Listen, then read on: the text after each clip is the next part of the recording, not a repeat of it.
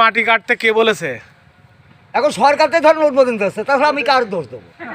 সরকার তো যদি বন্ধ করে আমরা সব বন্ধ, তাহলে সরকার যখন ভ্যাট নিচ্ছে আমাদের কাটার জন্য, তাহলে আমরা তো সেইভাবে কেটে যাচ্ছি। আবার কি করবো? তাহলে আমাদের কিছু করার আছে? তোমার মালিক কে? মালিক এখন দুলাল বিশ্বাস। দুলাল বিশ্বাসের ভাটার নাম কি? ও রুমা। দুলাল বিশ্বাস উনার ভাটা কোন ইউনিয়নে? ওটা হচ্ছে যশোর একদম। তো এই মাটি যশোর চলে যাচ্ছে? না, যশোর যাবে না। এখন ধরেন যশোর ধরেন আগে ছিল পুরাতন মানে জেলা, তারপর এখন ঝিনেদা হয়ে গেছে।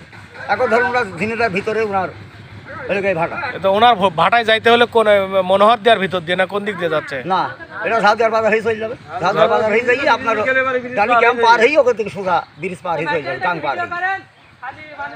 ও, তো সেই তোমাকে মাটি কাটতে বলছে? হ্যাঁ, সে তো এখন দরকার, তার মাটি কাটবে না, তার ভাড়া এখন চালু আছে। সে এখান থেকে মাটি কিনছে?